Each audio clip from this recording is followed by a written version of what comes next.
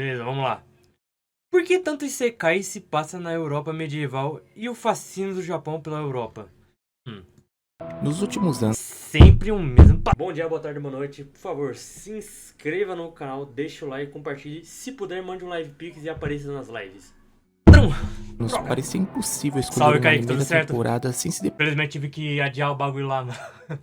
deparar com pelo menos uma Ah, dúzia de deixa eu. sekais. Era sempre o mesmo cenário. Um Olha, quase protagonista que eu ia esquecer de transmitir lá na. Lá na Kik e na Twitch também. sem grandes ambições, Vamos lá. transportado da sua vida sem propósito para uma fantasia em uma espécie de Europa medieval, e um mundo de espadas, magia, elfos e waifus. Ah, Mas por que será tem que que ter no waifus, Japão, porra. que é conhecido por samurais, ninjas e yokais, se tornou tão mais comum contar histórias sobre cavaleiros, princesas e castelos europeus? Os culpados disso, na verdade, são vários. Um site de web novels, videogames Web novel, é e claro, por causa que tudo iniciou. até mesmo o processo de modernização no Japão no século XIX. E essa influência vai além dos Perfeito. isekais, mas também aparece em diversos clássicos que marcaram gerações. Mas começando pelo que ainda tá fresco na memória de todo mundo, vamos entender como que formou essa grande onda dos Vamos lá. isekais. No meio dessa explosão dos isekais, uma coisa que acabou passando um pouco mais despercebida é que esses animes não tinham apenas toda a temática e o universo em que se passavam como ponto em comum. Eles Tinham estrutura de RPG, mano. Por quê? Não sei, mano. E às vezes tem alguns bagulho que nem faz sentido eles conseguirem implementar, sei lá, o RPG no anime. Certo tipo de coisa de RPG. na sua grande maioria, também tinham a exata mesma origem, um site Sim. chamado Shosetsu Kaninaro. Esse é um site onde qualquer pessoa pode começar a publicar sua web novel, e principalmente depois do sucesso bizarro de Sword Art Online, a indústria percebeu que dava para fazer toneladas de dinheiro adaptando essas web novels, e vários aspirantes a autores também viram nisso a possibilidade de emplacar o seu próprio hit. A linha do tempo desse processo foi mais ou menos o seguinte: em um primeiro momento, seguindo o sucesso de Sao, começaram a fazer sucesso web novels com a temática de entrar dentro de A gente tem que lembrar o bagulho chamado anacronismo e tem que lembrar também que existe um age gap de mais ou menos. Antigamente deve ser maior, mas tipo, hoje em dia, sei lá, 3 a 5 anos de diferença do início da obra. Tipo, a obra sai em 2020. A adaptação pra anime provavelmente vai sair em 2023 ou em 2025. Aí você vai ver como que só depois que estreou o Sword Art Online começou a surgir uma grande quantidade de anime em 2016 e 2017 de anime Isekai. Por causa desse diferença de tempo que tem. um jogo de realidade virtual, que rapidamente se transformou em acordar subitamente no mundo de um jogo que o protagonista conhecia, ainda mantendo alguns elementos que faziam tudo parecer apenas um jogo, como projeções de menus e inventários, até chegarmos no ponto onde o protagonista simplesmente ia parar em um mundo de fantasia, seja através de uma morte e reencarnação com o intermédio do nosso querido Truck-chan, como em Mushoku Tensei, ou simplesmente através de um teleporte completamente aleatório, como em ReZero. E até hoje, como essa febre não passou completamente, ainda seguem surgindo novas variações, como é o caso desses romances no estilo meio Cinderela. Agora vai ser bagulho de. Vai ser mais tipo. Quer dizer, já tinha antes, mas vai ter mais coisa tipo bagulho pra público feminino entre aspas, né? Porque a gente sabe que é 80 a 20. É que vai ser, sei lá, protagonista feminina e vai ser Isekai. Vai aumentar isso aí. Quer dizer, já tem uma grande onda, mas vai aumentar. Onde uma garota oprimida por todos subitamente acaba encontrando um grande amor em um mundo de fantasia, como em Tsutaborore Jowa Ane no Motokun Yakushani Dekiai Sareru, que a gente tem nessa Peraí, temporada. mas E isso como é. Peraí, mas isso aí é. É vocês Isekai? podem Não, ver, a pô. mania de fazer títulos que são verdadeiras sinopses segue firme e forte. E sim, essa foi uma mudança bem grande de algo que era completamente focado no público masculino, ter ido completamente pro lado oposto, focando no público feminino. Mas por incrível que pareça, faz certo sentido. Isso porque a administração desse site, tentando evitar que as histórias continuassem tão repetitivas, acabou tomando medidas que favoreciam muito histórias focadas no público feminino, o que levou a uma ascensão dessas web novels e o público masculino migrando para um outro site. Mas no caso de todos esses que vêm de web novels, com certeza o ponto que acaba se destacando é o escapismo. A ideia de alguém sem nada de especial ir parar do nada em uma realidade totalmente diferente, onde finalmente essa pessoa terá alguma relevância e a vida passará a ter algum significado, é extremamente É apelativo para extremamente as triste, gerações mais na verdade. novas que cada vez mais têm dificuldade em encontrar o significado na vida para si. Ainda mais para o japonês médio que vive com a consciência de uma dívida pública impagável, uma crise demográfica que vai fazer com que ele tenha que trabalhar Desgrama. mais. Agora vai ter Isekai de protagonista mais velho, mano. Esse ano aqui teve uns 4 que eu contei. Uns 4 Isekais de protagonista mais velho, mano. O bagulho tá ficando louco lá no Japão, na moral, doido. E receber menos para sustentar uma gigantesca população envelhecida e os problemas que também lembram os nossos, mas estão em um nível muito mais avançado por lá. Mas também não é como se só fosse possível fazer uma história que apelasse ao escapismo ambientada em um mundo medieval europeu. Então por que parece que só esse cenário é explorado?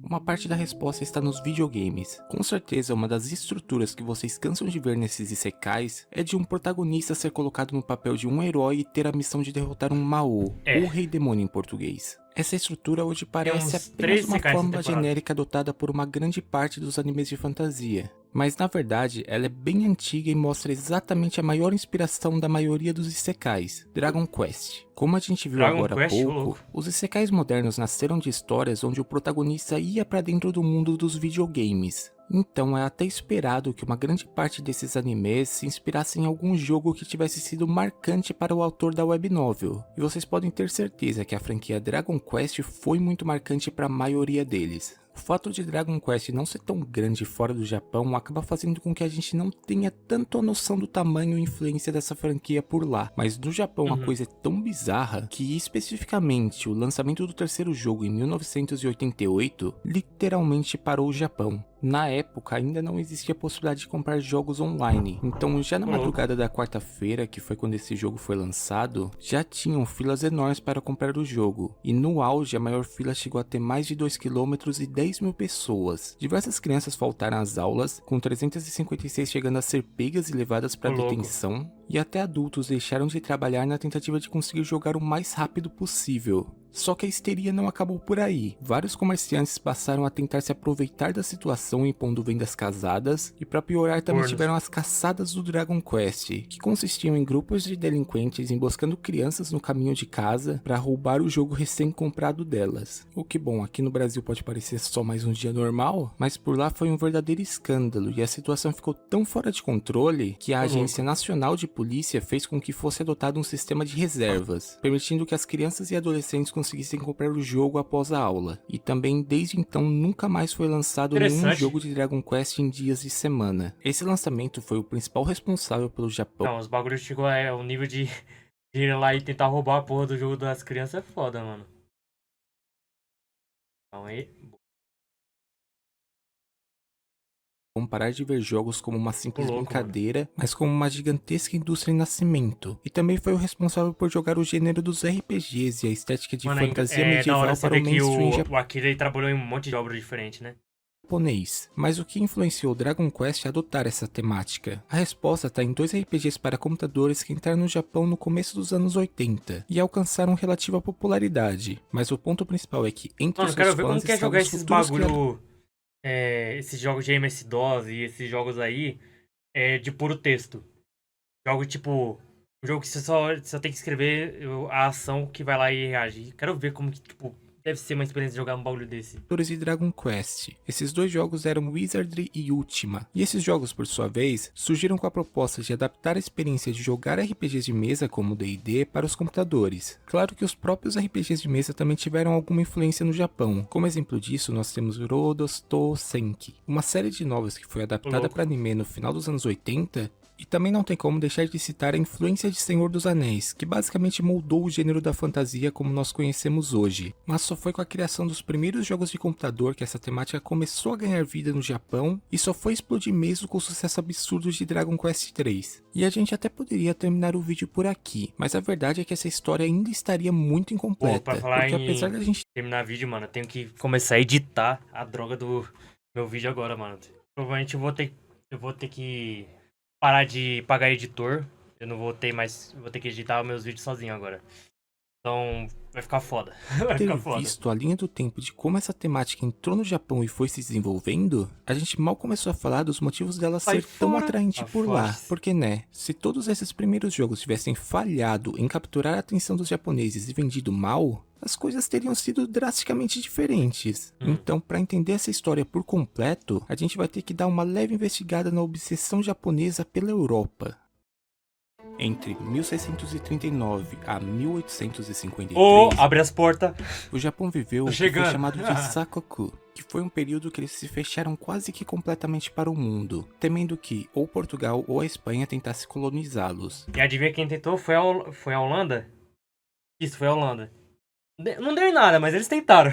Foram mais de 200 anos onde o único contato com o Ocidente se dava em uma pequena ilha artificial. Cara, eu acho que eles se fecharam umas 3 vezes, né? Uma foi por causa dos chineses e coreanos, outra foi por causa dos portugueses dos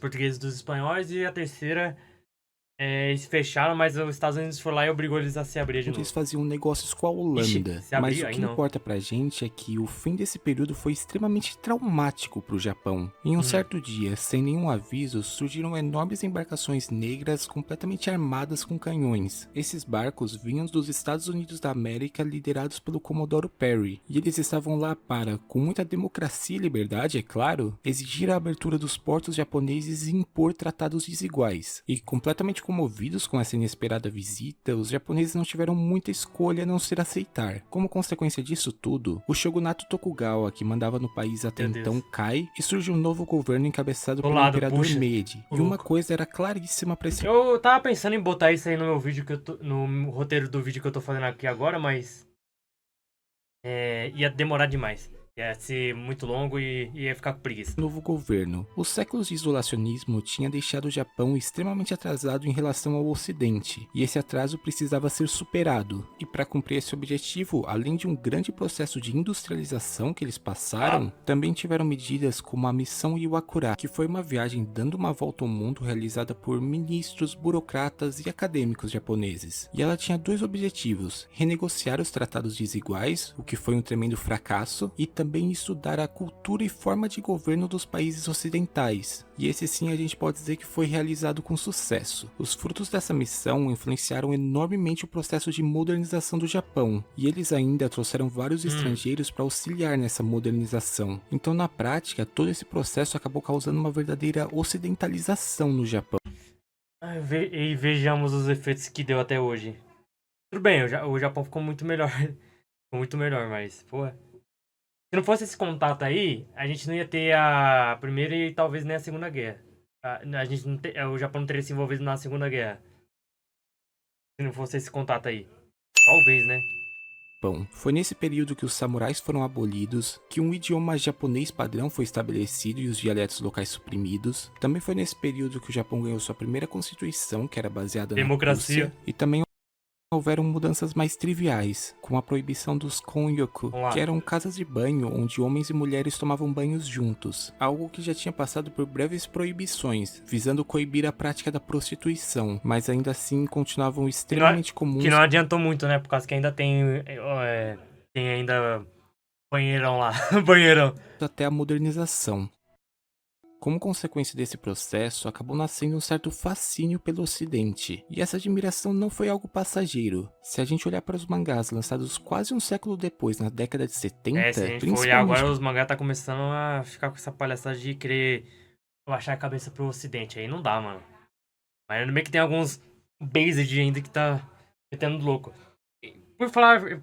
aliás, tem um mangá agora que eu tô pesquisando pra fazer um vídeo que se chama... Shinobi Tokyo. Shinobi Tokyo alguma coisa lá. O Shinobi Tokyo alguma coisa. Que é mais um mangá que foi obliterado pelo Ocidente. Mais um. Cara, com essa palhaça. Ah não, eles não gostam da gente, não sei o que. Porra, a gente nem era pra estar consumindo anime e mangá, doido. Nem é pra nós essa merda. Para os mangás shoujo, Aí os caras vão lá e quem pôr pauta em cima dessa porra.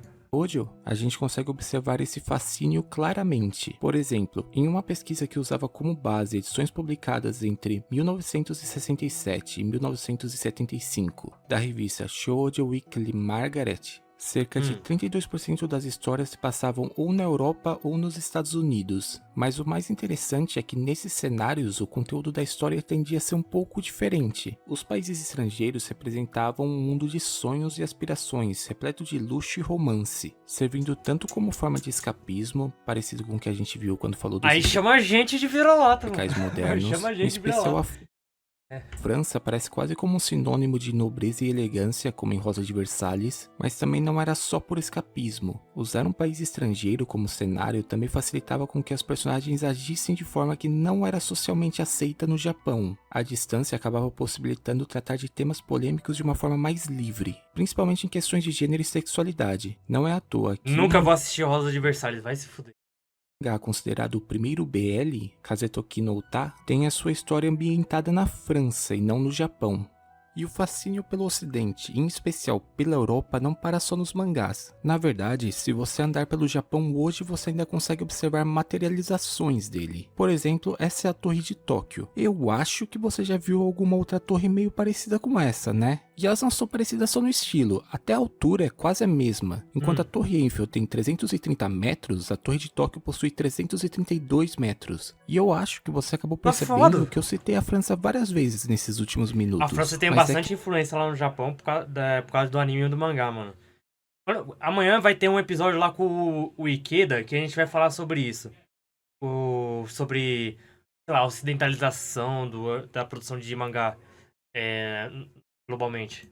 Que realmente a romantização pela França no Japão é tanta que chega a causar transtornos. Um psiquiatra japonês chamado Ota Hiroaki percebeu um fenômeno que ele chamou de Paris Shokogun, ou simplesmente Síndrome de Paris. Um distúrbio que afeta principalmente mulheres jovens japonesas na casa dos 20 a 30 anos, que justamente por conta da forma ultra romantizada que a cidade é retratada nas mídias, acaba criando uma admiração absurda idealizando um lugar que na verdade não existe no mundo real. Então, basicamente a japonesa passa boa parte da vida sonhando com a viagem perfeita para tal cidade do amor, só que quando ela de fato chega lá e se depara com aquelas toneladas de lixo, protestos constantes e, claro, uma fragrância incrível de urina. Repare na demografia da França de 2000 a 2025. Você vai ver algo bastante peculiar. Da cidade, a desilusão e o estresse é tão grande a ponto dela sofrer. Até no Pokémon Legends vai ficar evidente isso. Com sintomas como tontura, taquicardia, náusea e até alucinações.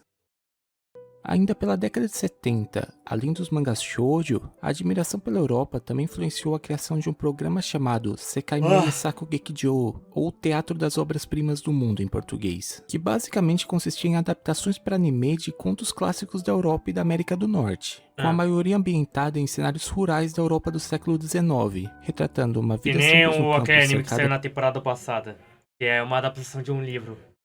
Pela natureza, ainda intocada pela modernidade ou industrialização. Foi nesse programa que os animes de Anne of the Green Gables, Peter Pan, Moomin e Heidi foram lançados. Mas além do sucesso que essas adaptações tiveram por conta própria, elas ainda contribuíram para a indústria influenciando um jovem animador que trabalhou em algum desses projetos e que anos mais tarde se tornaria, se não o maior, um dos maiores nomes da indústria de anime. No caso, eu tô falando do Miyazaki, um dos fundadores do estúdio Ghibli. Ainda relativamente no começo da sua carreira, ele trabalhou em alguns animes do Sekai Meisaku Gekijou, e não foi apenas ele, mas também um outro diretor que se tornaria cofundador do estúdio Ghibli, Takahata Isao. E foi aqui que eles tiveram seu primeiro grande sucesso, o anime de Heidi, a Menina dos Alpes, que contava o dia a dia de uma garota órfã depois de se mudar para os Alpes suíços. E sim, como alguns de vocês devem ter notado, ela é a menininha que empurra a cadeirante penhasco abaixo naquele clássico meme. Mas voltando ao ponto, esse anime realmente tinha uma qualidade absurda e se tornou um sucesso no mundo todo. E para atingir essa qualidade, a equipe de fato foi para os Alpes suíços e estudou a paisagem do local e suas pequenas vilas. E a gente consegue facilmente observar como as viagens do Miyazaki influenciaram os cenários que ele criaria no futuro. Um ótimo exemplo disso é quando ele viajou para fora do Japão pela primeira vez. Ele foi a trabalho para a Suécia tentar negociar os direitos de produzir um anime da obra Pip Meia Longa, que também faria parte daquele mesmo programa. A negociação não deu certo e o projeto nunca saiu do papel. Tudo que temos são algumas poucas concept arts, mas de forma alguma a gente pode falar que essa viagem foi em vão, porque por mais que ainda fosse levar quase 20 anos, foi essa viagem que forneceu a maior parte da inspiração para o cenário onde se passa o filme e serviço de entregas da Kiko. remake. E essa habilidade do Miyazaki de mesclar múltiplas paisagens que ele via em suas Interessante. viagens com a sua imaginação, certamente foi um dos fatores que permitiram um sucesso enorme da Ghibli, permitindo a criação de verdadeiros mundos encantados. E em vários dos seus filmes, um mundo encantado que acaba sendo ameaçado pela tecnologia bélica, o que reflete perfeitamente o trauma que o Miyazaki sofreu ao nascer em meio à Segunda Guerra Mundial, presenciando os bombardeios de Tóquio nos seus primeiros anos de vida. Mas em todos os casos que a gente viu hoje, o que mais se destaca é a Europa, em especial uma Europa antes dos tempos modernos, seja uma mais medieval como as dos isekais, ou uma de pequenas cidades nesses animes mais clássicos, acaba servindo especialmente bem para a criação desses mundos idealizados. E na verdade faz bastante sentido que esse fenômeno aconteça em cenários que não são o Japão, porque é justamente a distância que vai permitir esse nível de romantização, seja Porque ela os caras vão lá, mete do louco achando que os caras desse jeito, mas não são.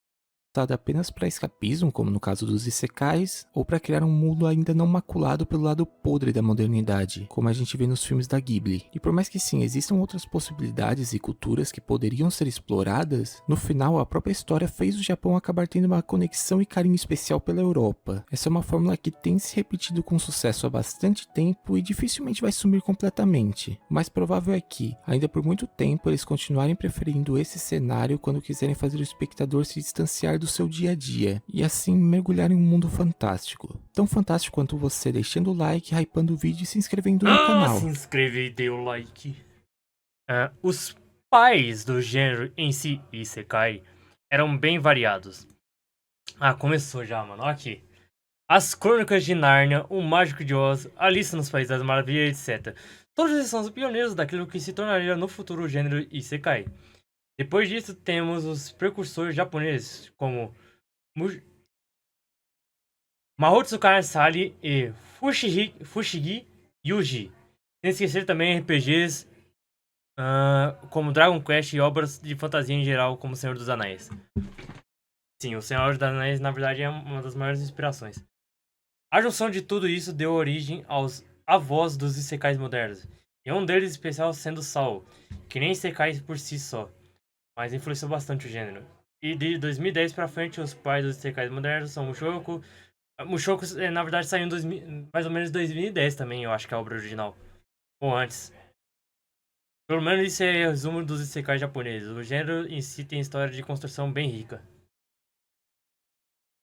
Bom, se ver o vídeo sempre pensei que fosse porque o RPGs em sua maioria tem essa época e local como base. Isekais são inspiração neles.